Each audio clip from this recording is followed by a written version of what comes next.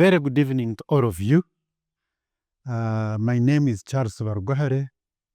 I'm very delighted to welcome you to FinanceLip, a program of Retirement Life Hub, where we financially learn, be inspired, and perform. And today, we are in Mukono with a lady called Joan Kakwenzire. Joan. Yes. Greet the people and tell us who this Joan Kakwenzire is. How are you people? How are you, my seniors, my age mates? My name is Kakwenzire Joan, as he says. I'm almost retired. I should have retired, but I'm not yet retired. But I'm ready to retire. I greet you all, my audience, especially my age mates, the retirement bracket, Okay. who seek to be inspired. Yes. Now, Joan. Yes, sir. Many people may not know who this Joan Kakwenzire is. Who is this Joan Kakwenzire? It's what you see here. At the highest level where I am, I'm a senior advisor to the president, but that doesn't define me. I'm a self-made girl. Started in the village, navigated through school, met a gentleman by names of Kakwenzire, Dr. Kakwenzire, somewhere in London. We married, have 4 children. Unfortunately, passed on, and I was left to soldier on. That was not difficult because I have my own set of vision. Thank you so much, Joan. Joan, many people out there are saying, how can we grow, be like Joan at age above 70 and still be looking forward to better things in the future? By the way, come November, I'll be 76. Wow. As I said, I should have retired, but I'm still useful to the nation. And I love doing what I'm doing because I do it in rural Uganda, whereby I get my own inspiration from the farmers in rural areas. So anybody who seeks to know what should be done to retire, first, where do you want to retire? What do you want to do after retirement? And that will depend on what defines you. For me, what defines me is that I was born in a peasant family. What I saw as a child were gardens, cows and goats, and dogs. So, and you know what you love as a child. You will definitely love it as an adult. Cultivating new tastes, yes, you can. I think in my travels to Makerere, UK, what I picked habits. I bring them here, but I bring them on what defined me. I still believe land, crops, and animals is how God had willed us to live. We diverted a little bit because of development, but at the end of the day, what really is a sustainable livelihood?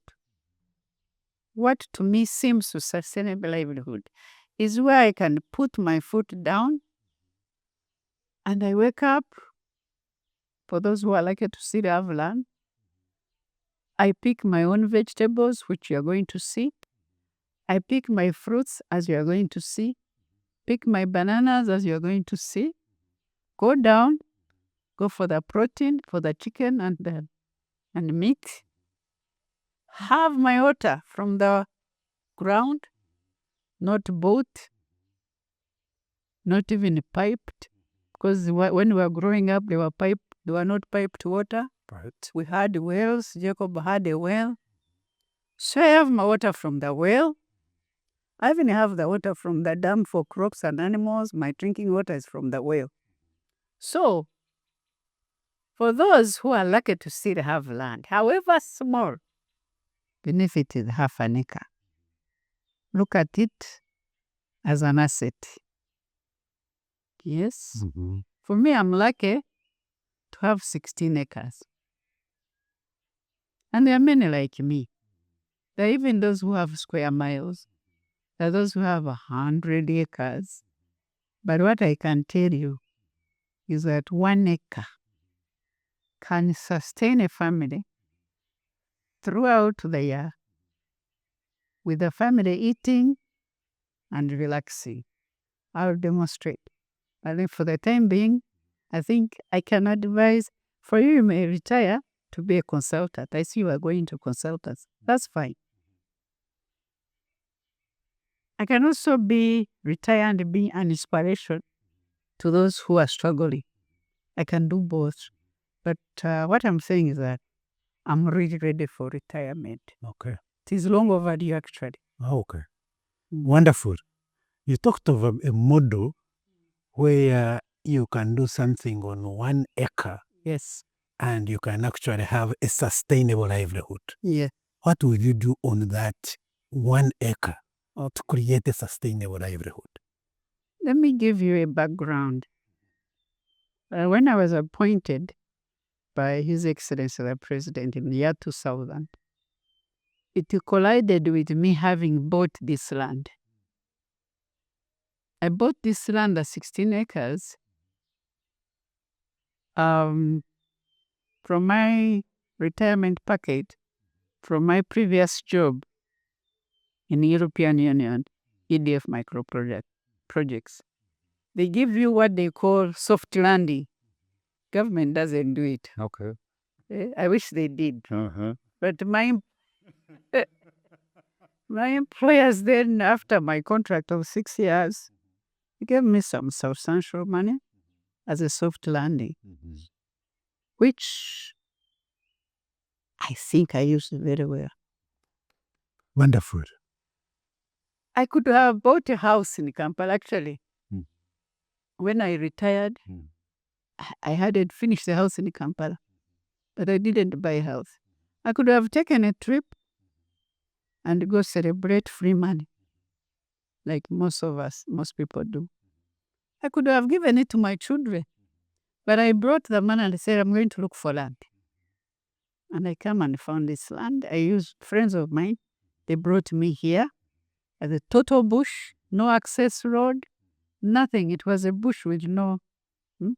But I had been told by my elders that when you buy land, see where the trees grow large and where it rains constantly and where there is a water source. So most people go to look for land. They go, there is no water source, there are no trees, it's bare. But for me, I came looking for a forest, and I got a forest in Mukono with a sustainable water source, which I turned into dam. Bushes give you an idea of fertile land, which is what it is. So I put that money in this land, 2000. It now is 25. So you can say I started planning 25 years ago. 25 years ago. One, I had been in Makerere. You are from Makerere yourself. You know how you can look for money and money is nowhere to be seen. Sure. So I had been there for some 14 years. And I know even if you are a professor, you wake up and there's no money. So I wanted to buy where I can go and dig my own food. Okay. When there is no job. And I got it. Wow. I knew that I'll never be hungry and my children won't be hungry. I come and dig it. And I have land. And have land. So I got land. But also I loved the land. Because my parents lived on the land. I bought this 16 acres. And I bought it with 2 ladies and 1 gentleman. We shared and divided the land. So I was not lonely. We were 4. So we're looking at a community now, not being alone when you're retired. Those are things you should look for. You don't go and bury yourself where you have no friend and where your children can't access you. I had planned in Lipungiri, but I said, no, I can't retire in Lipungiri. When I'm sick, how would my children reach you? By the time they drive to Lipungiri, might find me there. Number two, if I want to spend a weekend with them, it will be impossible. But here in Mukono, you can come here. And so Mukono was perfect. Now, I invested in land 25 years ago. And then started looking for another job after my contract ended. And God was my guide. I got a job that put me squarely where I can study. Advisor on poverty, alleviation. How I landed this job is another story. Because the president had seen me working in communities, those days of EDF micro projects. The president had spotted me in two different places, in Kapchorwa and in Kisoro, where we are doing gravity water flows, schemes. And I think he had got an inkling that I'm a woman who can go out there and work in Kapchorwa, in Karamoja, and what. So when I was looking for a job, I was looking for another job and said, no, I'll give you a job where you work with the people because that's where I saw you. So I was lucky that I got a job that was going to take me to the people, to the land, so that I can teach myself more about what to do, because these years we spend in school, you are uprooted from home at a tender age and you get lost. Yeah. And even you forgot what your parents were doing. By the time you come back from wherever, London and wherever, you've forgotten even how these things are grown. So I needed to learn. Now, what did I learn? When I reached here, I found that actually people were doing nothing with the land. Their great-grandparents had used the land, but their children and their grandchildren had abandoned the land because of the system of education. When they got educated, they shifted to Kampala, got shops, butcher, whatever. They left the land. And when the parents died, the land was not used. So when I came here, I was like, let me learn how to use the land. And I have to start small with 1 acre. That's how the 1 acre developed. So what did you do with that 1 acre? You have 16 acres. You cannot go full blast before you learn even what to do with the 1 acre. Yes. So I got some guy. His name is Tege. He was working for late Samson Kiseka. And he knew how to grow everything, literally, vegetables, flowers, whatever, pineapples. Had been trained by Samson, late Samson Kiseka. I go to him, I say, come and teach me. Let's start with 1 acre. And after this 1 acre, we shall continue going down until we cover the 16. Now the president has even made it simpler with our guidance, of course, from 1 to 4. But that 1 acre now, I come here, Grace Ntege draws for me a homestead, which I have changed with vision now clearly. He demarcated a compound. He demarcated area for food security. So a home, area for food security. Yes, this is a homestead, small. Quarter of an acre for bananas, quarter of an acre for vegetables,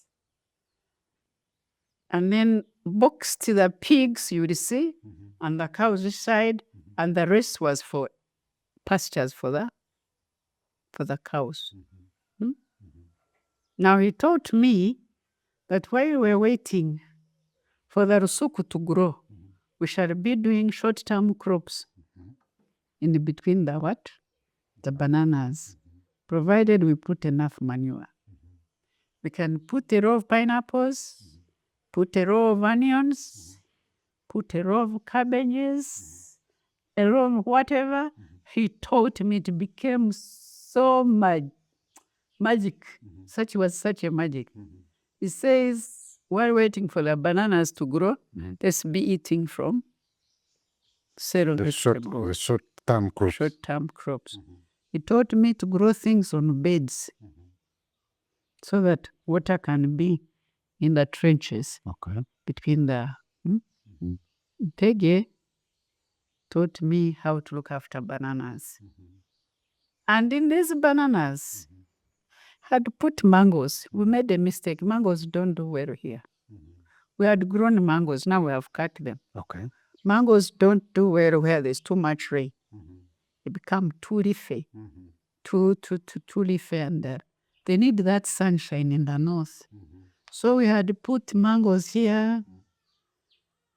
Some oranges also don't grow well in the center. You learn by doing. Practice. We have cut them. Replace them with fene and chitafed. So we are going to see the And avocado. And the pawpaw. Those are the fruits I found that grow here without much stress. Okay. Because they like a lot of water. Yeah. So these jackfruits, these soursop, the pawpaws, and avocados are my fruits. All these trees you see here are all fruit trees. There's, other than the Grevillea, which is friendly to the soil.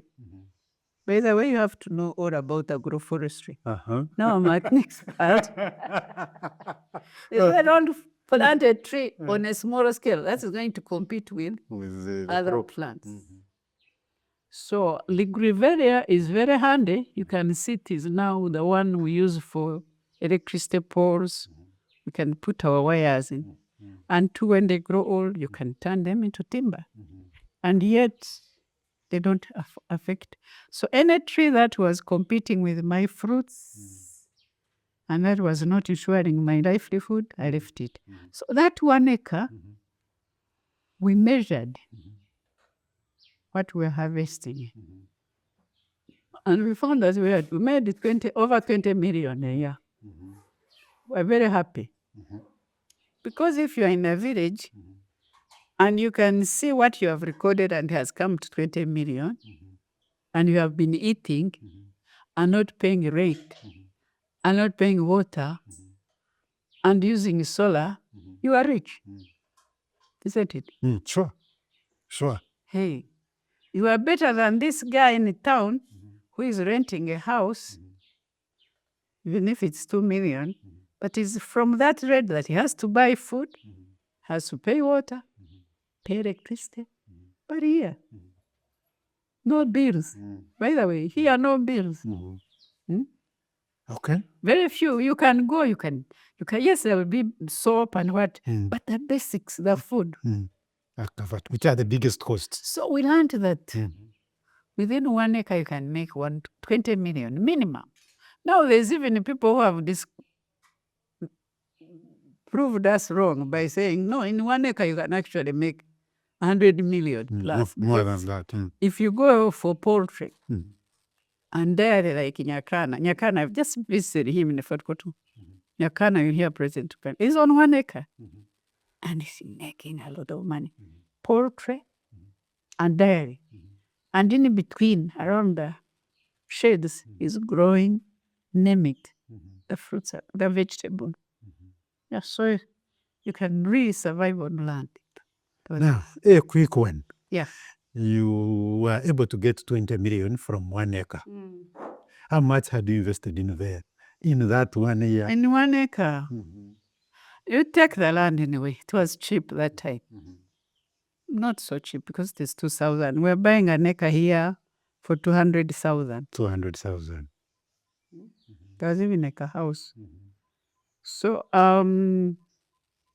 if you have paid I paid the workers, I paid for the whatever. Okay, that's it. To make sure that out of 20 that you have gotten, how much have you spent on day to day? On day to day, yeah, income versus expenditure. Yes. That was too. So that our viewers can have a perspective that if I invest this much in day to day, Yes. this is what I will save at the end of 1 year from my 1 acre. Okay, that time I had 2 workers, I think. Each one 100,000.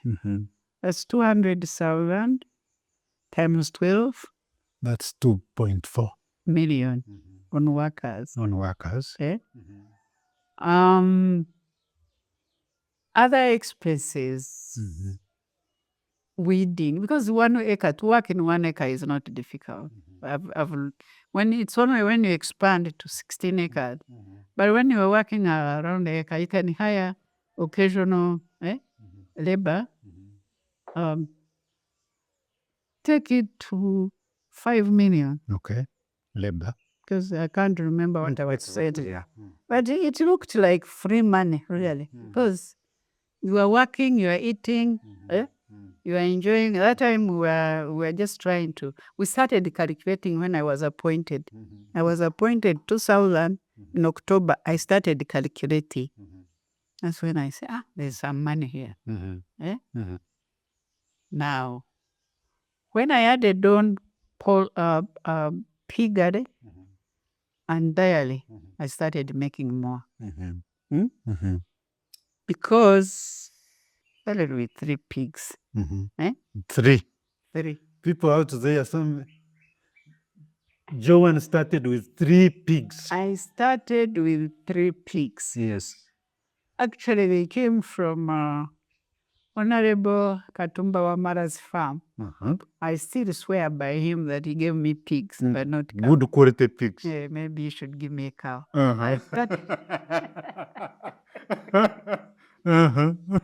I started with 3 pigs. When we got to my pig, I will see.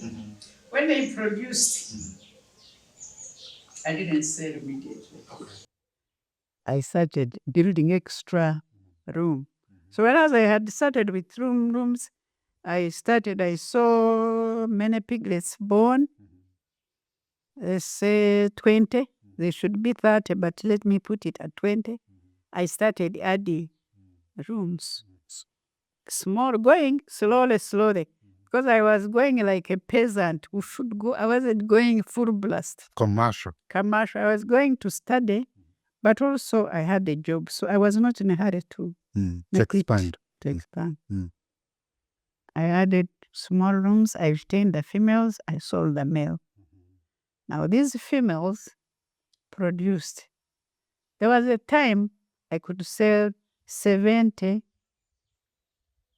to 80 piglets every 3 months. Each piglet going for not less than 300,000. So isn't that good money? 300,000 times 300,000 or 30,000? No, 300,000 per pig times 60 pigs. Times 60. That's 18 million. That's some good money, right? Yes, it's good money. Honestly. Like you can get 18 million. And mind you, I started growing the other acres down. I started growing sweet potatoes and maize for the pigs to eat and for us to eat. Why did I want my pigs to eat sweet potatoes and eat the maize? Because maize prices and sweet potato prices were too low. Were very low. It's the time I took bags and bags of sweet potatoes to Nakawa, and they wanted to give me 2,000 per bag. I returned with my sweet potatoes here. I said, let me feed them to the pigs. I will sell the pigs. Because people prefer pigs to sweet potatoes. So, even now when we go down there, we are harvesting the maize. We grow maize for the animal. That's why we break even. People complain, no, feeding pigs is expensive. Yes, it is if you don't grow. But if you grow your almond, you grow the shrubs, grow the vegetables like you see there, you can find me is feeding my pigs with spinach. You wonder. But spinach grows so fast. That is not spinach, so sukuma wiki. You pick for the market the bad one and give to the pigs. So I found I was generating good advice to give to the farmers and to give to the president. I really believe that we have influenced the president in this thinking, though he articulates things much better, but we are on the ground researching. I, for one, having left Makerere, I will love researching and documenting. Not many people like that, but to me, for us, we get excited to discover new things. new things. In your area of You write, and people say, is she going mad? Why doesn't she grow food and stop there? But everything I was doing here, I was writing it. I recruited people who love their work. documenting. You'd come and we sit here, we dream, data kasira barunwa. I would get anybody without a job to come here. Those who are stuck. I say, you come. There's no being stuck. Makerere is not the only employer. So we found that 1 acre can sustain. I've explained. Yeah. Really. You have, but let's go And now. most of these villages, you see, they have 1 acre and less. And they are living, aren't they? They may not be making much money like me because they don't know how to calculate and insist, but they are all living. And I came up with this thing of model. I said, let my neighbors come, we sit here, we deliberate, we learn. But unfortunately, they have sold off their land.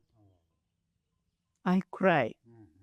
The people I taught, the Kagwas, the Chivirangos, the Sechitorekos, the whatever, they have sold the land. Now we have become.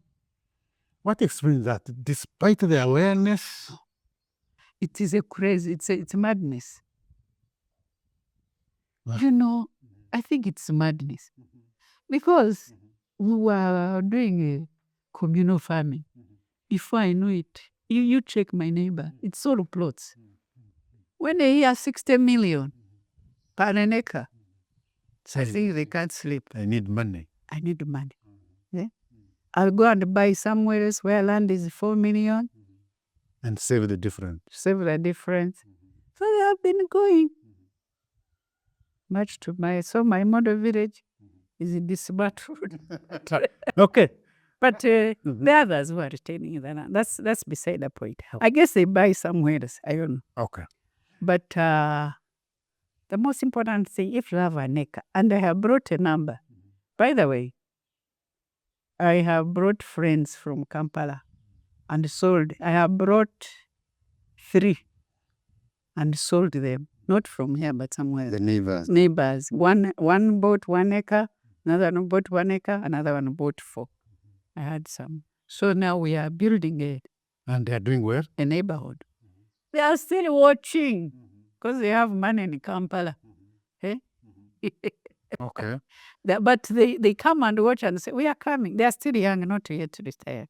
Okay. They are young men and women. I really have a follow-up question on the projects you are in the villages with His Excellency the President, particularly on improving the communities. You have been in that for many years. And some of the people you have touched for those many years must have changed their lives. Can you share some experiences? Thank you very much. But before I go, I don't want to leave this thing of retirement. We are going back. You are going back? Okay, fine. Because I wanted to tell the people that when you retire to the village, you even have this fresh air.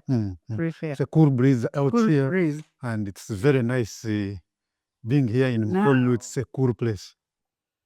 When the president appointed me and gave me that title, poverty alleviation, I think he also didn't know what I was going to do. Neither did I know.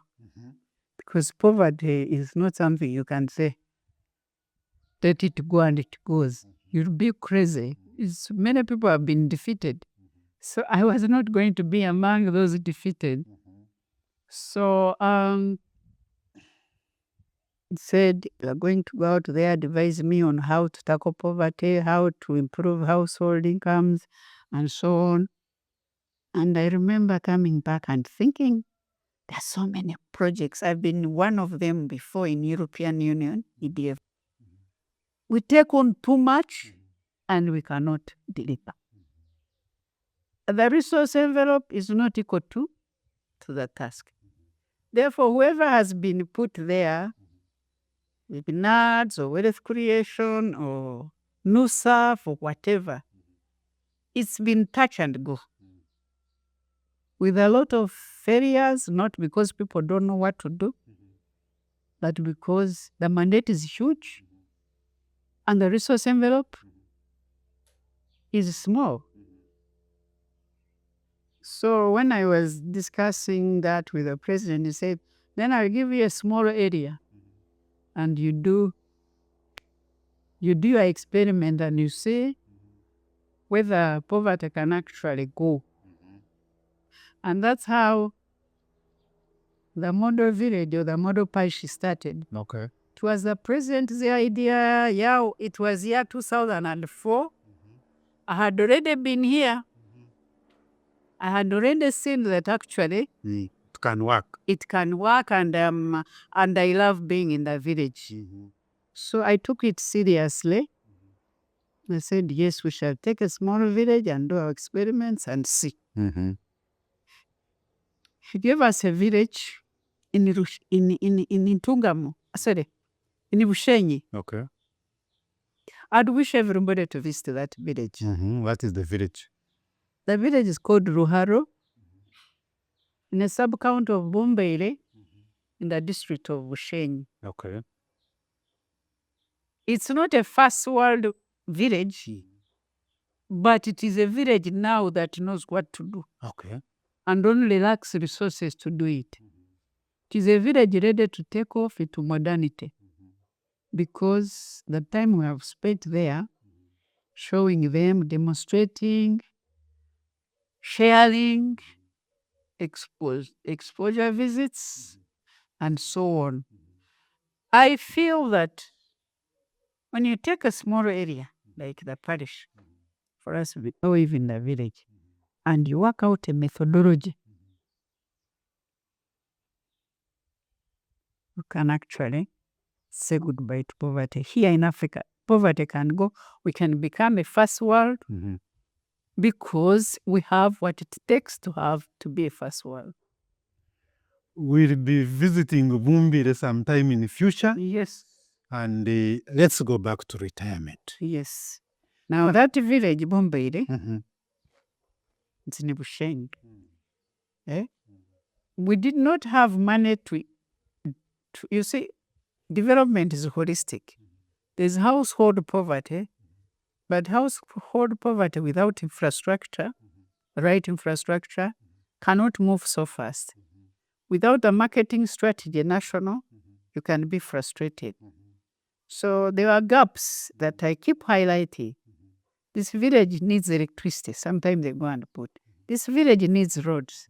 This village needs water sources. This village needs schools, technical and tertiary. So to make it a model, it goes beyond household income. But I'm saying government has also come in a complementary way and put these things. Now, the farmers there know what to do.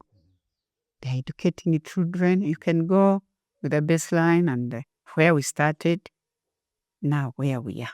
I'll be showing you. So really, you can chase poverty. But it takes more than household income. You can teach people what to do, but you also work on markets, work on financing, because what we have changed the mindset, people are able to go. Yeah. Good. Now we have 40 parishes. 40 parishes in the whole country. Yeah. That are applying this model and are beginning to take shape in terms of improving livelihoods and improving their incomes. And we want to really bring these experiences of how we organize to the parish model. Okay. Because we have perfected organizing the farmers to take care of their own enterprises and their own finances. You have to work on organizing these farmers into committees, into cooperatives. It is gradual and it comes with income. You cannot force somebody to cooperate when he has no money. You have to go slowly. And if you introduce a microfinance circle and put money when this person doesn't know what to do, you will bring it and eat it. Okay? buy food. Okay. Good.